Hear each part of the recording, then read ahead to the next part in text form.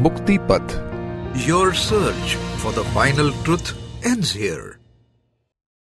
प्यारे खोजियों, आज के प्रवचन का शीर्षक है मिरेकल ऑफ रामायणा। रामायणा यानी राम आईना।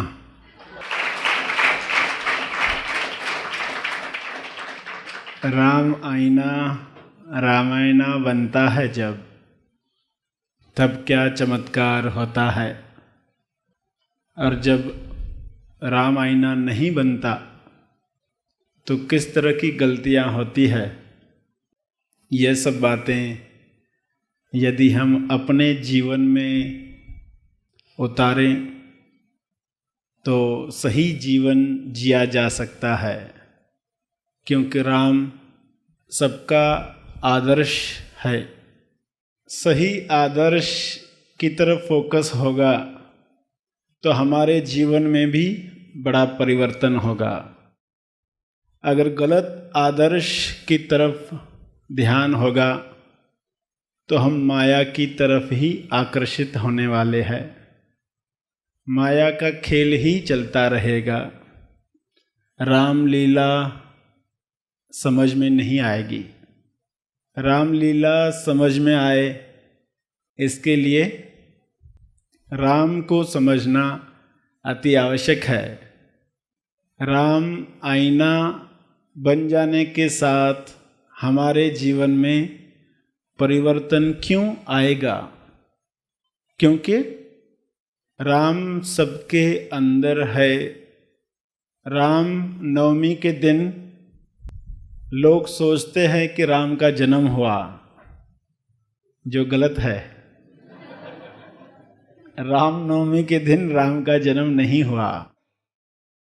जन्म उस चीज़ का होता है जो नहीं थी। जन्म उसका होता है जो मरेगी। रामनवमी के दिन तो सिर्फ उस शरीर का जन्म हुआ जिसके द्वारा राम को अपनी लीला करनी थी। शरीर के जन्म को रामनवमी के दिन तो राम के दशरथ का जन्म हुआ था। रामनवमी के दिन राम के दशरथ का जन्म हुआ, यानी राम जिस शरीर से अभिव्यक्ति करना चाहते थे उस शरीर का जन्म हुआ। शरीर दशरथ है जिसमें 10 रथ है। 10 रथ सही दिशा में चलेंगे तो राम सबसे उच्चतम अभिव्यक्ति कर पाएंगे, जो करने के लिए एक शरीर को चुना जाता है। दशरथ में 2 आँखें हैं, 2 कान है, एक नाक है, एक मुंह है, एक त्वचा है, एक बुद्धि है, एक मन है, एक प्राण है। 10 मिलाकर शरीर कार्य करता है। मगर दशरथ तो मात्र शरीर है। दशरथ के साथ राम जुड़ता है तो शरीर चलता है। बिना राम के दशरथ का कोई उपयोग नहीं है। रामनवमी के दिन आप समझ रहे हैं रामायण के अर्थ को, लक्ष्य को। वरना हम पात्रों को सिर्फ एक किरदार मानकर, एक इंसान मानकर कहानियाँ पढ़ते रहेंगे, मनोरंजन करते रहेंगे, मगर हमारे जीवन में कोई भी परिवर्तन नहीं होगा। राम मनोरंजन के लिए कोई कहानी नहीं है। अगर राम की कथा इसलिए नहीं सुननी है कि राम का जन्मदिन मनाया जा रहा है, वह इसलिए सुननी है कि राम हमारे अंदर भी प्रकट हो जाए, वहाँ पर भी उसका जन्मदिन मनाया जा सके। अजन्मा जन्मा तो क्यों जन्मा, अजन्मा जन्मा तो क्यों जन्मा। किस वजह से शरीर धारण किया गया, किस वजह से मर्यादा को स्वीकार किया गया। शरीर एक बड़ी मर्यादा है, एक बड़ी सीमा है कि इसके अंदर रहते हुए ही कार्य करना है। इसलिए राम को मर्यादा पुरुषोत्तम कहते हैं। कृष्ण ने कई बार इस मर्यादा को तोड़ा, मायावी रूप भी धारण किया, दिव्य दर्शन भी दिया, आकार को बढ़ाया। कई बार ऐसे मौके आए, मगर राम ने क्या किया, वो मर्यादा में ही रहे। जो सीमा उन्हें दी गई उसमें ही रहकर उन्होंने लीला खेली। रामलीला मर्यादा में रहते हुए भी कैसे हो सकती है, इंसान के लिए यह ज़्यादा काम की है। एक इंसान जो सोचता है कि मैं लिमिटेड हूँ तो मैं कैसे उच्च अभिव्यक्ति करूँ, तो राम का आदर्श वह मिसाल बनता है कि तुम इस तरह अभिव्यक्ति कर सकते हो। सभी तरह की लिमिटेशन होने के बावजूद भी, सीमाएं होने के बावजूद भी कैसे पूर्ण तरीके से खिला जा सकता है, खुला जा सकता है, यह राम कथा में हमें पता चलता है। राम लीला हर इंसान के जीवन में चल रही है। हर इंसान पृथ्वी पर है, जीवन जी रहा है, तो क्या सोचकर जी रहा है, क्या मानकर जीवन जी रहा है। जब तक सभी मान्यताओं से मुक्त होकर जीवन शुरू नहीं करेंगे, तब तक उच्च अभिव्यक्ति रामलीला का आनंद नहीं लिया जा सकता। वरना तो हर घटना को अच्छे बुरे का लेबल लगाकर इंसान जीते रहेगा। ये हुआ, ये बुरा हुआ, ये हुआ, ये अच्छा हुआ। तो जीवन जो चल रहा है किन मान्यताओं से चल रहा है, सबसे पहले यह समझें, और फिर राम आईना इस जीवन का कैसे बने यह समझें। कहानी के पात्र कर रहे हैं, यह जानकर आज से ही हम किन बातों का ख्याल रखें, यह मनन किया जा सकता है। जीवन को समझने वाले, मनन करने वाले अलग अलग जवाब देते रहे हैं। जीवन क्या है, इसका जवाब इंसान को मिला है। अलग अलग अवस्थाओं में कुछ जवाब हमें सही लगते हैं, कुछ जवाब हमें गलत लगते हैं। जो सही लगते हैं हम उस आधार पर जीवन जीते हैं, और अनजाने में गलत जवाबों को पकड़कर हानि कर बैठते हैं। और कई बार तो जीवन के अंत में पता चलता है कि जो रामलीला चल रही थी वो हमने समझी ही नहीं। तो रामलीला समझने से पहले अब तक जो जवाब दिए गए हैं वे क्या है। पहला जवाब जो दिया गया जीवन के बारे में कि जीवन एक दौड़ है। जीवन दौड़ है, इसमें आगे आना है, फर्स्ट आना है, जीतना है। इस तरह का जवाब कई लोगों को पसंद आता है, इसलिए पॉपुलर होता है। हर बच्चा जब बड़ा होता है तो जीवन क्या है, जीवन दौड़ है, इसमें आगे आना आवश्यक है। अगर तुम पीछे छूट गए तो तुम दुखी रहोगे। जो आगे आते हैं वे खुश रहते हैं। ऐसा जवाब लोगों को जब मिलता है तो जीवन भर दौड़ते रहते हैं। सोने की लंका बनाना चाहते हैं। सोने से ही बनी हुई हर चीज़ हो तो उनकी दौड़ समाप्त ही नहीं होती। कितना कुछ भी प्राप्त कर ले मगर अंदर से खालीपन लगता है। तो यह दौड़ कब समाप्त होगी, जब बेसिक प्रॉब्लम समझ में आएगा कि शुरुआत ही गलत हुई। दौड़ की शुरुआत जिस जगह से होनी चाहिए थी वो जगह ही गलत थी। तो जितना तेज दौड़ेगा उतना जल्दी गिरेगा खड्डे में। जितना तेज दौड़ेगा उतना जल्दी गलत दिशा में पहुंचेगा, उतना जल्दी लक्ष्य से दूर होगा। उल्टा धीरे दौड़ने वाले देरी से दूर होंगे। तो दौड़ की शुरुआत ही पता ना हो, इंसान सिर्फ दौड़ते रहेगा आगे वाले को देखकर कि इससे मुझे आगे बढ़ना है। उसको वही दिखेगा, पड़ोसी ही दिखता है। दौड़ में दौड़ने वाले बहुत लोग हैं।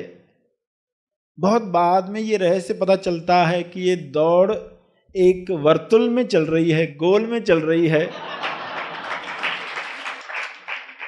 सबसे आगे इंसान सबसे पीछे सिद्ध होता है। वो आपके पीछे ही दिखता है आपको वापस, जो सबसे पहले भागा था। तो पहला जवाब लोगों ने ये समझ के रखा है, इसलिए उनके जीवन में लीला का आनंद नहीं है। दूसरा जवाब जो लोग पकड़ कर बैठे हैं वह क्या है? पहेली है। पहेली है, इस पहेली को सुलझाना है।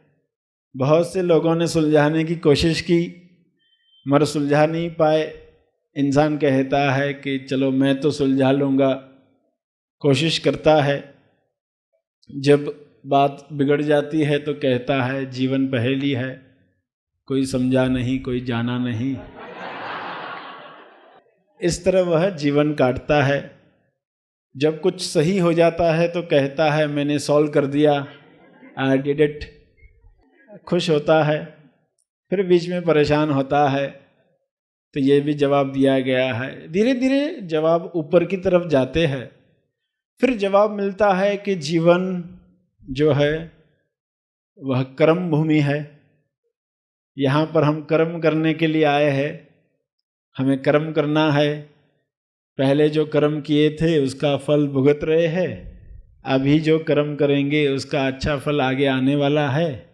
आगे आने वाले जन्मों में उन कर्मों का फल मिलेगा। तो अभी हमारा कार्य है कर्म भूमि में कर्म करने का।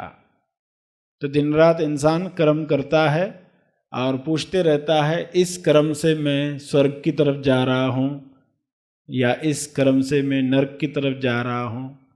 कहाँ जा रहा हूँ मुझे बताया जाए, क्योंकि बताने वाले लोग हैं जो बताएंगे कि तुम ये कर्म कर रहे हो तो इतने जन्मों के पाप तुम्हारे नष्ट हुए, ये कर्म किया तो और पाप जुड़ गए। तो वो डर कर या स्वर्ग की लालच में कर्म करते रहता है। तो कर्म भूमि एक जवाब दिया गया। फिर एक जवाब मिला कि जीवन पाठशाला है। आप पढ़ने के लिए, लेसन सीखने के लिए आए हो। हर एक के अपने अपने लेसन्स है, वो सीखे और सब सीख लेने के बाद ही संतुष्टि होगी, वरना वही बातें रिपीट होते रहेगी, बार बार वही साइकिल चलते रहेगी। तो एक पाठशाला है जीवन, इस तरह का जवाब दिया गया। आखिरी जब जवाब चलते हैं तो वो जवाब कैसा होता है? वह जवाब मौन होता है। ये जवाबों से आगे जब इंसान बढ़ता है कि कोई आकर पूछे कि जीवन का लक्ष्य क्या है, हम क्यों आए पृथ्वी पर, और बताने वाला कुछ देर मौन में चला जाए, आंख बंद करके बैठा रहे, तो सुनने वाला कहेगा जवाब ही नहीं दिया। अरे इतना बड़ा जवाब दे दिया, समझा कहाँ? तो दिक्कत हायर जवाब के साथ ये है कि जीवन मौन है, जीवन का लक्ष्य मौन है। मौन क्यों है? जवाब क्यों नहीं दिया गया? जब एक समझ तैयार होती है, सारे रहस्य खुल जाते, तब बताने वाला कहेगा कुछ भी बताया नहीं जा सकता। बताने वाला जानता है कि कुछ बताया नहीं जा सकता, इसलिए वो मौन हो जाता है, इसलिए वो कुछ भी नहीं बोल रहा है। क्योंकि कुछ भी कहा तो वो कम जवाब होगा, असली जवाब नहीं होगा। कुछ भी कहा तो असली जवाब से कम ही होगा। तो मौन ही उसको सबसे परफेक्ट लगता है कि अगर वाकई जवाब देना है तो मौन में रहना ही ये जवाब होगा, मगर सुनने वाला नहीं समझ पाएगा। तो फिर सुनने वाले पर कृपा करने के लिए कुछ जवाब वो कहे। मौन के इक्वलेंट कौन सा जवाब दे, मौन से थोड़ा मिलता जुलता कैसा जवाब दे, तो फिर वो मौन की जगह पर एक और शब्द भी यूज करता है, इस्तेमाल करता है। क्या कहता है? जब पूछा जाता है जीवन का लक्ष्य क्या है, हम क्यों आए हैं, ये सब क्या चल रहा है, तो वो जो जवाब देता है, मौन समझ में नहीं आ रहा है, इसलिए वह जवाब होता है लीला। मौन समझ में नहीं आया, लीला अखरता है। शुरू में लीला शब्द अखरता है, अरे ये क्या जवाब दे दिया, लीला है कहा, यानी अब वो इंसान क्या पूछेगा उसके बाद? पूछ ही नहीं सकता, वो चुप हो जाएगा, वो मौन हो जाएगा। जब खुद राम को जानने लगेगा तब उसको लगेगा कि ये शब्द परफेक्ट है, इससे और दूसरा जवाब नहीं दिया जा सकता, कि वाकई लीला ही है, एक ही है, फिर भी दुनिया बनी तो लीला नहीं तो और क्या है। जब वो समझ पाएगा तब वो कहेगा हाँ ये परफेक्ट जवाब है, इसके अलावा और कोई जवाब हो नहीं सकता। तो इस तरह लीला शब्द तभी समझ में आएगा जब हम राम को अपने अंदर जान पाएंगे। लीला बचपन से हमारे जीवन में चल रही है, कब यू टर्न आया, कब हम सत्य की तरफ शिफ्ट हुए, ऐसी क्या घटना हुई, हर एक को अपने जीवन में देखने का मौका मिला होगा। क्या ऐसा हुआ, इस तरह हमारे अंदर से प्रार्थना उठ रही थी, क्या होगा मेरा, कैसा होगा, मैं लोगों की आवाज़ कैसे बंद करूं, कैसे मैं दिखाऊं कुछ करके, इस तरह ही जीवन है तो क्या फ़ायदा जीकर। तो कई तरह के विचार चले, ये लीला चल रही थी हकीकत में, उस वक्त पकड़ में नहीं आ रहा था।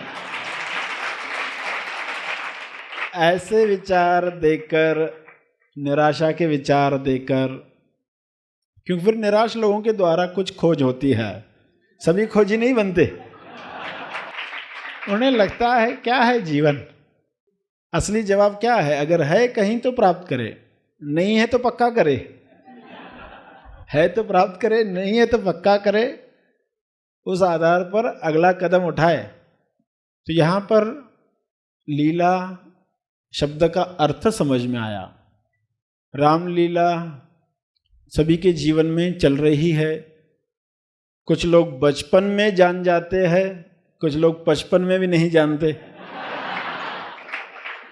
कुछ लोगों को बचपन में ही सिग्नल मिलने लगता है कुछ तो लीला चल रही है, कुछ तो खेल चल रहा है, इसका जवाब मिलेगा, कुछ समय में इसका जवाब मिलेगा। मगर कुछ लोगों की उम्र 55 हो गई, फिर भी समझ में नहीं आता है, फिर भी रोना धोना, घर में साजिश चलते रहती है, मोह ईर्ष्या तुलना सब चलते रहता है, उनको लीला समझी ही नहीं, वो रावण के पक्ष में ही रहते, राम की तरफ शिफ्ट ही नहीं होते।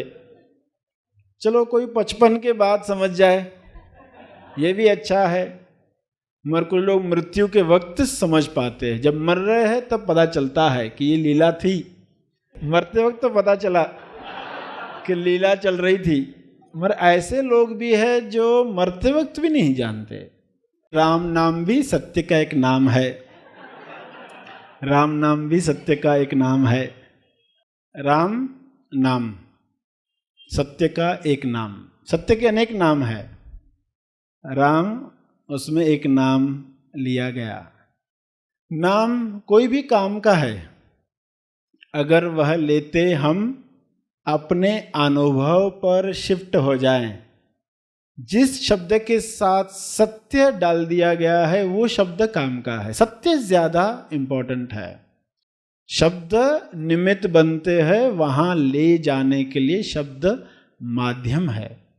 हमारे अंदर जो चेतना है, चैतन्य जिंदा चीज, एहसास अपने होने का, स्वसाक्षी, उसे राम कहा गया है।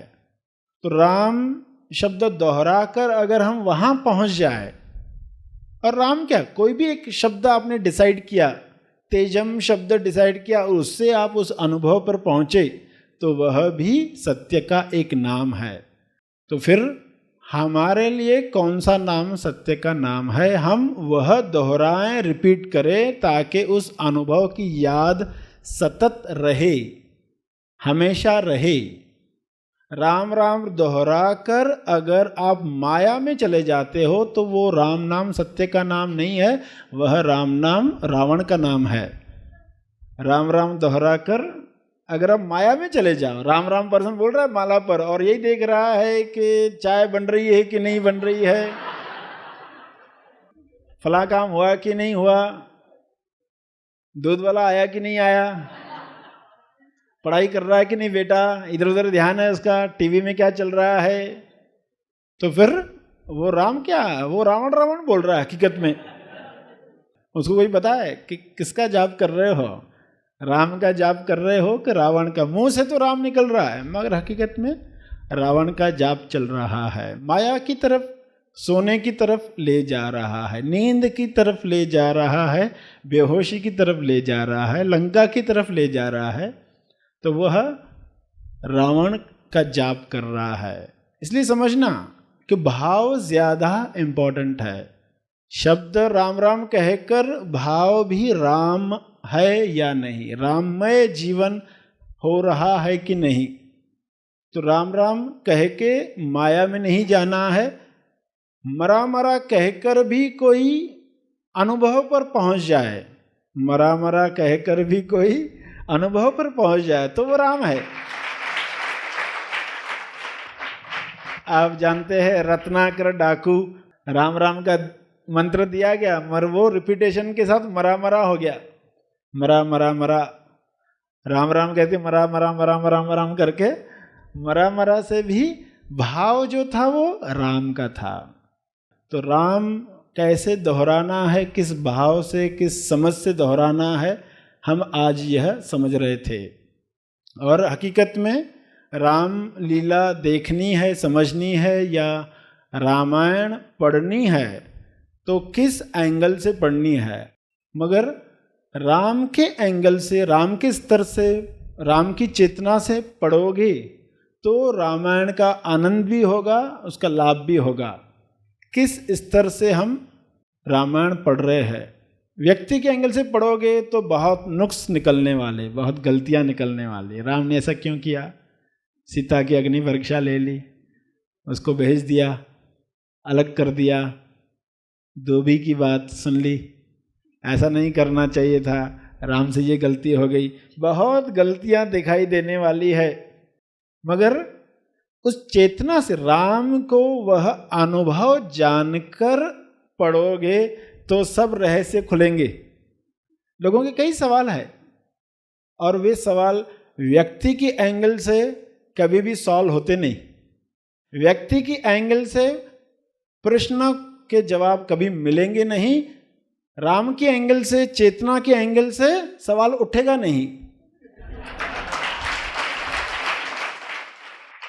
राम के एंगल से सवाल ही नहीं उठेगा, परफेक्ट लगेगा, अरे ये तो बढ़िया है, ये तो लीला है, ये तो आनंद है, ये तो बड़ा लेसन है, ये तो बड़ी सीख है, ये तो मिलनी चाहिए लोगों को। तो सब प्रश्न विलीन हो गए क्योंकि राम को अनुभव करके पढ़ रहे हो।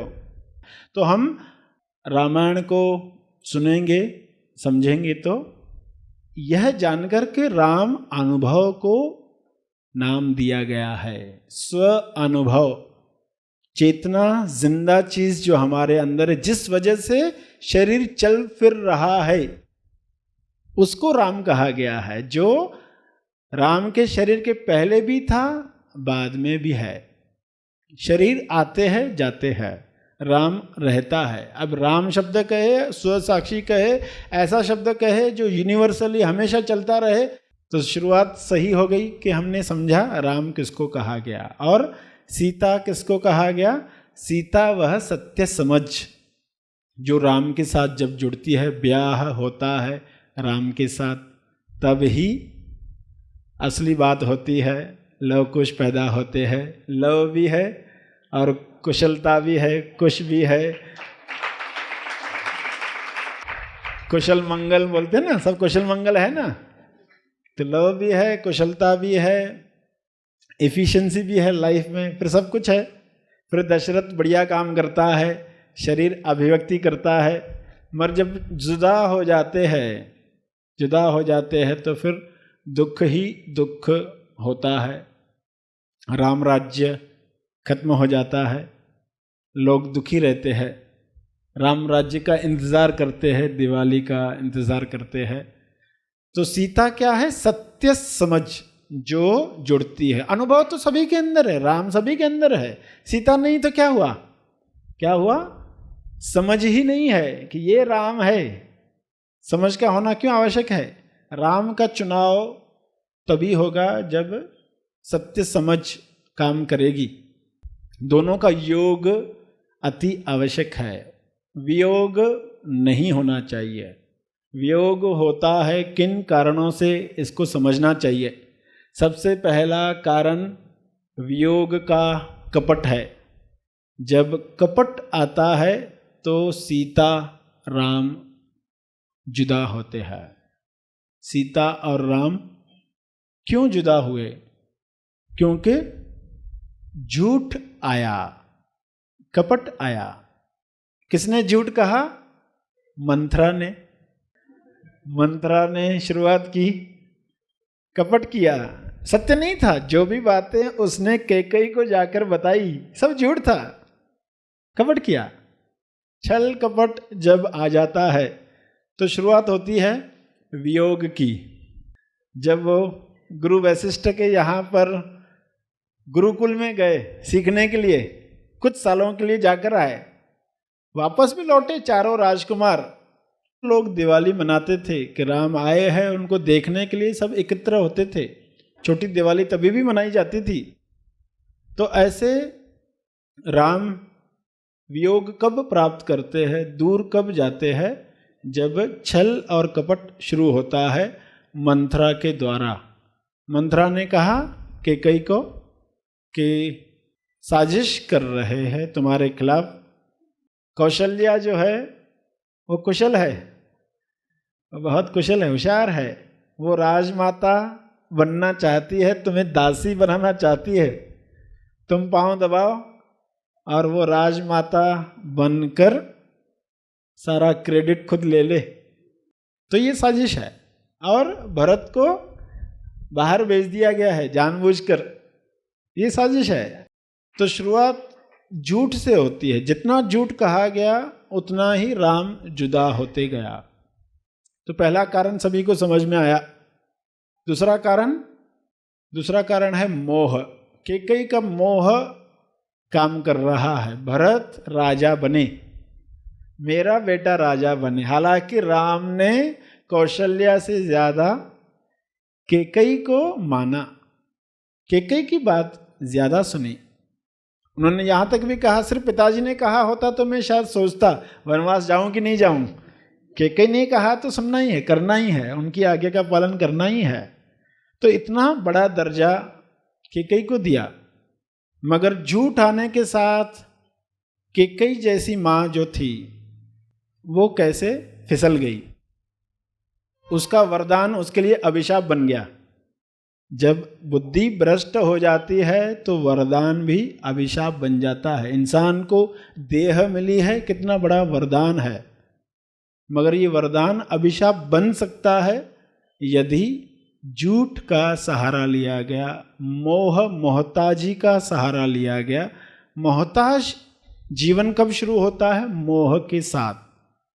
कैकेयी ने चाहा मेरा बेटा राजा बने, क्योंकि ये बात अच्छी लगी। मंथरा ने जब कहा भरत राजा हो सकता है तो पिक्चर ही उसको कितनी अच्छी लगी होगी। भरत राजा है और वो राजमाता। तुलना का तोता काम करने लग गया, मिट्ठू मिट्ठू बोलने लगा। तुलना, अब दोनों तुलना देखो, ईर्ष्या जब जागती है, तुलना जब होती है, ये सब है ईर्ष्या, तुलना, मोह, जिससे राम बिछड़ जाता है, राम राज्य खत्म होता है। तो कैकेयी को वो बात पसंद आई। ईर्ष्या की वजह से, जहाँ 3 रानियां हैं एक महल में तो ईर्ष्या होती है ना, इसके पास ये है मेरे पास ये नहीं है। तो अब लगा कि मैं राजमाता बन सकती हूं, मुझे वरदान मिला है। तो क्या वरदान मांग लिया सभी जानते हैं। भरत तो राजा बन जाए मगर राम वनवास भी चला जाए। बुद्धि नष्ट होती है तो क्या करता है इंसान, अपने ही राम को दूर भेज देता है, अपने ही अनुभव को दूर भेज देता है।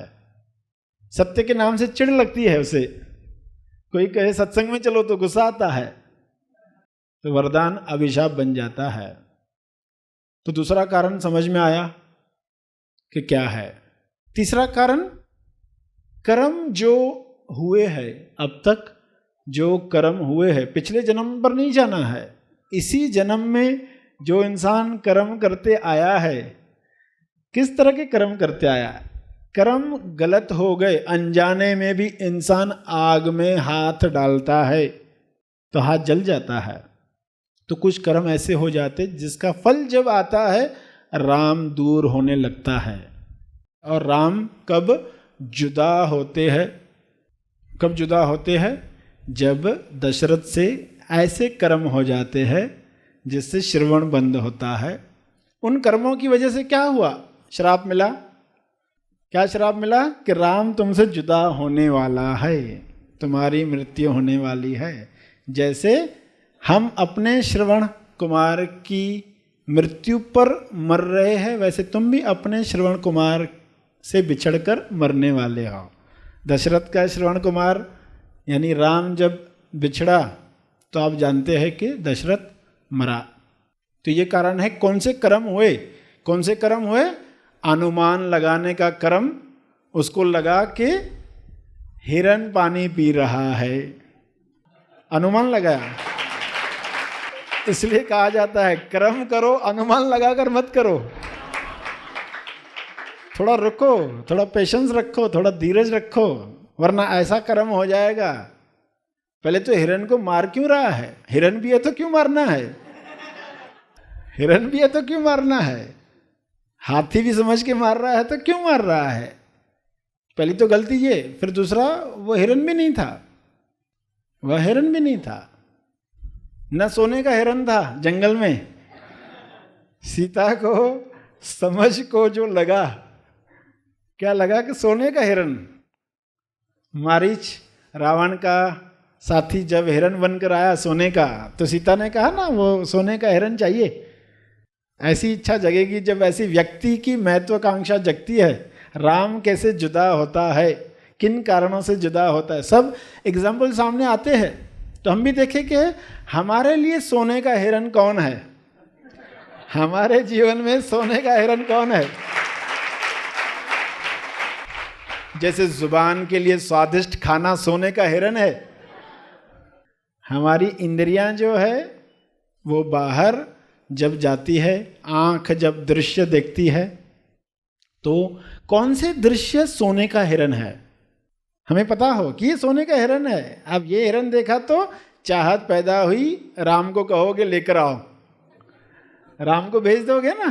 राम को दूर क्यों भेजना है, राम को दूर नहीं भेजना है। तो आंख के साथ सोने का हिरन क्या आता है, कान के साथ जब हमें लुभाने वाले संगीत बजते हैं तो वो हिरन का काम कर लेते हैं। ऐसा ऐसा संगीत, जोरदार संगीत बजता है, अच्छा लगता है, उसमें पर्सन खोया रहना चाहता है, तो ये सोने का हिरन हो गया।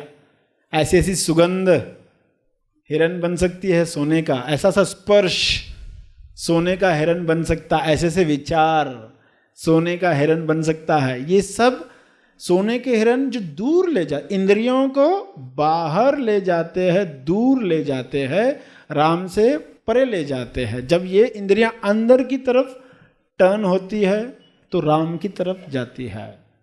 राम में जाने के लिए कौन सा शब्द, कौन सा आवाज, कौन सा दृश्य जिससे हमें सत्य की याद आती है। प्रवचन की कुछ बातें याद आई तो कैसे हम अंदर की तरफ मुड़ने लगते हैं। तो राम से दूर कैसे होते हैं लोग, ये आपको समझ में आ रहा है। मंथरा ने क्या किया, कैकेयी ने क्या किया, दशरथ ने क्या किया, और फिर माया कैसे दूर ले जाती है राम को। माया यानी सोने का हिरण, जो है नहीं। माया यानी जो है नहीं मगर दिख रहा है। तो अगला कारण क्या है? माया, जो है नहीं दिख रही है। सोने का हिरण है नहीं मगर दिख रहा है। तो राम दूर चला गया। राम को पता है सोने का हिरण होता नहीं है, मगर चाहिए सीता को। समझ पर जब धुंध छाती है, आईने पर जब धुंध छाती है, राम आईना है मगर जब धुंध छाती है तो क्या होता है? राम दूर हो जाता है। तो माया की वजह से। और आखिरी कारण अहंकार। रावण का अहंकार कारण बना सीता और राम को अलग करने के लिए। रावण का अहंकार क्या है? उसकी बहन शूर्पणखा। अहंकार नाक का प्रतीक है। नाक पर चोट पहुंचती है इंसान के तो अहंकार जाग उठता है। तो अहंकार जब जागृत होता है फिर राम जुदा होता है। तो सभी कारण आज समझ में आ गए कि ये कारण से राम जुदा होता है। तो हमारे से राम जुदा न हो, हम क्या करें? राम ने किस तरह की भक्ति की, यह समझने के लिए वह चेतना का स्तर चाहिए। उस बगैर तो हम न रामलीला को समझ सकते हैं, न राम के अंदर के भावों को समझ सकते हैं। वे भाव हम भी समझ पाएँ, आनंद ले पाएँ, उसके लिए हमारी चेतना बढ़े, उसके लिए हम रामायण को नए दृष्टिकोण से देखें। आज तक कहानी तो पढ़ी, कैसे पढ़ी, किस दृष्टिकोण से पढ़ी, मगर आज जो सुना उस पर ज़रूर मनन करना कि हर पात्र क्या इशारा कर रहा था। राम लीला से भक्ति बढ़ सकती है। क्यों बढ़ेगी? जब हम देखेंगे कि राम ने खुद हर कार्य में कैसे प्रतिसाद दिया, तो हमारी भक्ति बढ़ने वाली है। हमारा मन हनुमान बनेगा। हमारा मन हनुमान बनेगा, तोलुमन नहीं बनेगा। कैकेयी का मन जब तोलुमन बना तो तुलना आ गई, कौशल्या से तुलना की, उसकी अपनी कुशलता नष्ट हो गई। तुलना किससे करनी चाहिए थी, किस बात के लिए करनी चाहिए थी, वह नहीं हुई।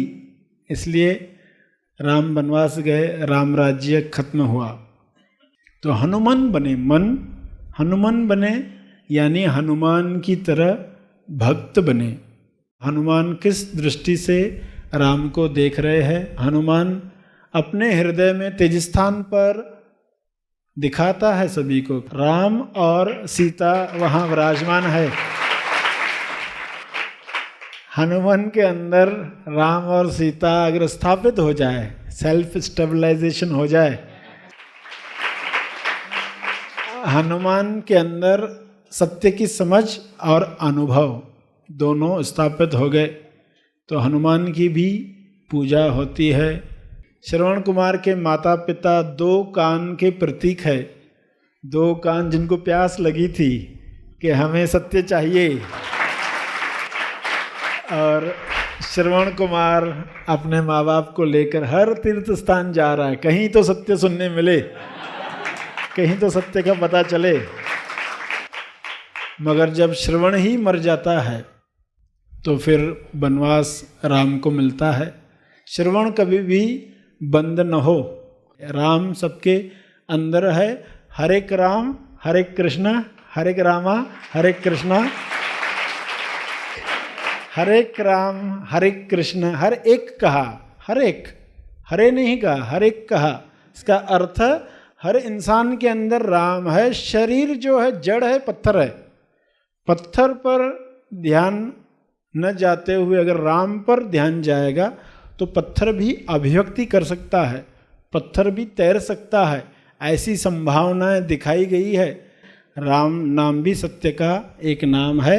जो भी नाम ले रहा है वो राम का ही नाम ले रहा है। शब्द कोई भी रहा हो, सिर्फ ये देखना है कि लोग अनुभव करके ही राम का नाम ले रहे हैं या अल्लाह का नाम ले रहे हैं या कृष्ण का नाम ले रहे हैं।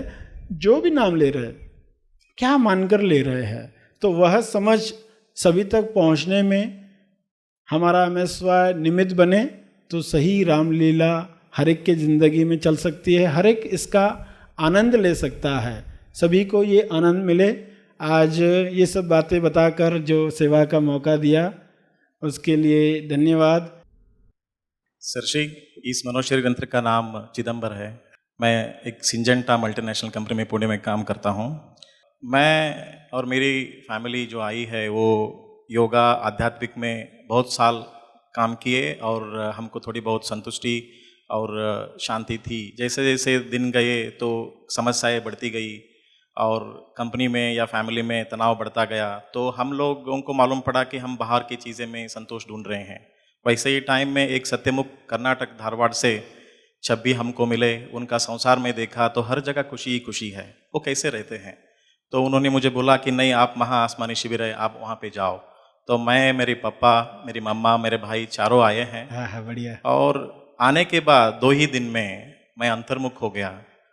मुझे इतना अच्छा लगा कि जब मैं खुद को जानने लगा, खुद में संतोषी पाने लगा, तो मुझे बहुत संतुष्टि हुई। और जब मैं खुद को तेजस्थान में स्थापित किया तो और मुझे हल्का लगा और मुझे लग रहा कि मैं पुनर्जन्म पाके मेरी बाकी जो बची जिंदगी है उसमें मैं खुद प्रेम आनंद मौन में रह के, मेरे संसार में रह के बाकी लोगों को भी मैं बांट सकूं। और जो आज आपने ध्यान के बारे में बताया, वो ध्यान में पहले बहुत बार करते थे, बट बैठते थे, विचार बहुत आते थे, बट आज के ध्यान में मैं उसको स्टेबलाइज करके रेगुलरली फॉलो करके प्रेममयी जिंदगी जीना चाहता हूँ। तेज ज्ञान के प्रकाश में सर श्री की शिक्षाओं पर आधारित महा आसमानी परम ज्ञान शिविर होने जा रहा है मनन आश्रम पर 19 से 23 अप्रैल 2023। भय मुक्त, तनाव मुक्त और चिंता रहित खुशहाल जीवन की प्राप्ति के लिए आज ही महा आसमानी परम ज्ञान शिविर के लिए अपना रजिस्ट्रेशन करें। अधिक जानकारी के लिए संपर्क करें। इस वीडियो को लाइक और शेयर जरूर करें। साथ ही अपने अभिप्राय हमें कमेंट करके जरूर बताएं। हैप्पी थॉट्स तेज ज्ञान चैनल और सर श्री तेज ज्ञान चैनल को आज ही सब्सक्राइब करें और लेटेस्ट अपडेट्स सबसे पहले पाने के लिए बेल आइकन को दबाएं।